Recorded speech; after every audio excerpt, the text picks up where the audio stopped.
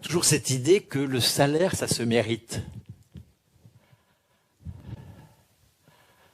Mais je ne vois pas en quoi un travail passionnant, un travail qui nous permette de nous exprimer, parce que nous décidons de ce qui est produit, parce que nous entretenons avec le reste du vivant un rapport tout autre que la folie écologique du capitalisme, je ne vois pas en quoi ce travail-là est source de mérite. Ce travail, il est source de liberté, il est source de bonheur. Il n'est pas source de droit. Le travail, pour pouvoir, il faut inverser la proposition, pour pouvoir décider au travail, ce qui est le cœur du communisme, décider au travail.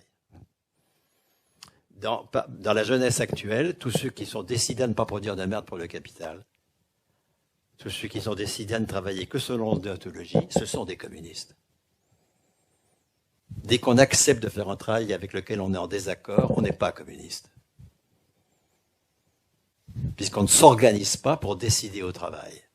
On vit le travail comme une fatalité, la subordination comme une fatalité, dont on s'exonérera par une prise du pouvoir d'État qui fera le socialisme, puis après le paradis communiste, puis vous allez voir ce que vous allez voir. Bon, on voit rien, justement, rien du tout. La démarche communiste, c'est une démarche qui part du conquis, le conquis du salaire à la qualification personnelle, pour conquérir le droit de décision au travail. Le communisme, ce n'est pas la prise du pouvoir sur l'argent. Ce n'est pas par l'argent que la classe dirigeante dirige. Le communisme, c'est la prise du pouvoir sur le travail. Parce que c'est par sa maîtrise du travail que la classe dirigeante maîtrise l'argent. Seul le travail produit de la valeur. Vous pensez que le capital s'auto-valorise dans la sphère financière? Pas du tout. C'est de la monnaie virtuelle qui se crée dans la sphère financière, qui éclate régulièrement. Et quand elle éclate, la bulle, qu'est-ce qui se passe? La Banque centrale crée de la monnaie réelle à la pelle pour transformer en monnaie réelle la monnaie virtuelle de la sphère financière. Et cette monnaie qui est créée nous impose de l'austérité parce qu'il faut que nous créions la valeur correspondant à cette monnaie pour qu'elle ne soit pas inflationniste. Il n'y a d'argent que parce qu'il y a travail. N'espérons pas prendre la maîtrise sur l'argent si nous ne prenons pas la maîtrise sur le travail. Or, pour prendre la maîtrise sur le travail, il faut que aucun de nos droits ne dépende du travail que nous faisons.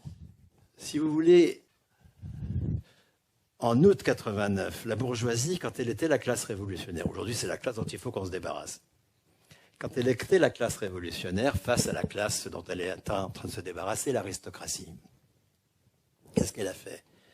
Elle pose cette déclaration inouïe dans un monde aristocratique que les humains naissent, enfin les hommes à l'époque, les hommes naissent et demeurent libres et égaux en droit.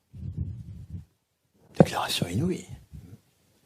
Et sur cette base-là, les luttes, en France ça a duré un siècle et demi, les luttes ont construit cette figure abstraite qu'est le citoyen. Tout majeur, quel que soit son genre, son niveau scolaire, toutes ses caractéristiques, ses handicaps éventuels, dans l'abstraction de son existence comme majeur, est réputé en capacité et en responsabilité de la chose publique. Et ça s'exprime par un droit, le droit de vote et le droit d'éligibilité, pour lequel on ne lui demande rien, rien du tout. C'est pas quelque chose qui se mérite par un truc préalable. C'est un droit lié à la personne, sans condition. C'est la base de la démocratie bourgeoise, qui est en train de s'épuiser. Les catégories populaires ne votent plus, sauf à la pire des élections, la présidentielle. D'un point de vue démocratique, c'est vraiment la pire des élections qu'on puisse imaginer. Et les jeunes non plus. Pourquoi? Mais parce que ces catégories se rendent très bien compte que leur vote ne change rien quant au travail. Parce qu'en même temps qu'elle mettait en place cette abstraction citoyenne absolument formidable, la bourgeoisie veillait avec soin que la production, le travail, soit complètement sorti de la chose publique, complètement dépolitisé. La politique s'arrête à la porte de l'entreprise, la politique s'arrête à la porte des banques quand elles créent la monnaie. Attention, hein. Si nous laissons faire progressivement cette déshérence de la citoyenneté, comme toujours, la bourgeoisie va sortir son joker. Ce sera le fascisme. C'est toujours comme ça que ça se passe.